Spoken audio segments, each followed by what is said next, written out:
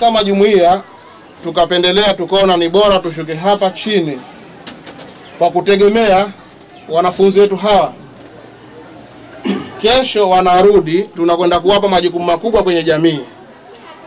Lazima turudi tuwaeleze kama wazazi kama majukumu yetu, lakini pia tukasema wanaenda kufundisha, tuwapatie na dozi nyingine ya masuala ya afya. Ana miaka 10 ikiwa tayari yeye limeshapovuka tayari anabeba. Kwa hiyo unaweza ukapata mimba hata kama hujavunja ungo, kwa sababu lea tayari liko tayari kupevuka. Kwa hiyo sio ukasikia mtu yule mbona hajavunja ungo amepata ujauzito, ile ni kwa sababu lea tayari liko tayari kule. Sawa eh? Kwa hiyo huo ndio umri. Kwa hiyo vile vile huu ubebaji wa mimba za utotoni hauko huku kwetu tu, mpaka Marekani, Sweden, Uingereza, kila sehemu. Msimkasema ni Tanzania tu, ni dunia nzima. Sawa. Utafiti wa shirika la afya duniani unaonyesha kwamba wasichana milioni 16 wenye umri kati ya miaka 15 hadi 49, wasichana milioni 1 wanabeba mimba. Sawa? Na hao wengi ni chini ya umri wa miaka 15.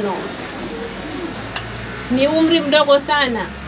Kwani unatakiwa ubebe mimba ukiwa na umri gani? Miaka mingapi? Kwanza miaka 8. Lakini siku hizi mtoto wa miaka 18 anakuwa bado. Kwa hiyo mtoto mdogo kwanza ni yule ambaye yuko chini ya uangalizi wa wazazi wake, hata kama una miaka 20. Ikiwa uko na wazazi wako basi wewe ni mtoto. Na ukibeba mimba umebeba mimba ukiwa chini ya umri mdogo. Barabara.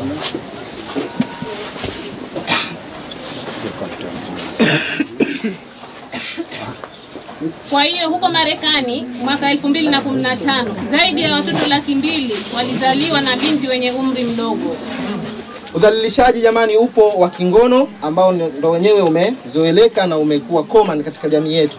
Kuna udhalilishaji wa kimwili upo nao huu, ingawaje watu wengi hawatufahamu. Kuna udhalilishaji wa kihisia, kuna udhalilishaji kwa njia ya kutelekezwa, kuna udhalilishaji wa unyonyaji, kuna udhalilishaji wa usafirishaji haramu wa binadamu ama usafirishaji wa binadamu, human trafficking, na kuna udhalilishaji wa kimtandao. Tumefahamiana? Ndio. Hizo nimetaja ngapi? 7. Kwa hiyo leo napenda uondoke na hizo dhana hizo kwamba kuna udhalilishaji wa namna hiyo. Tutaigusa moja moja. Tukianza na udhalilishaji wa kingono, ni kitendo chochote au maneno au ishara ambayo ina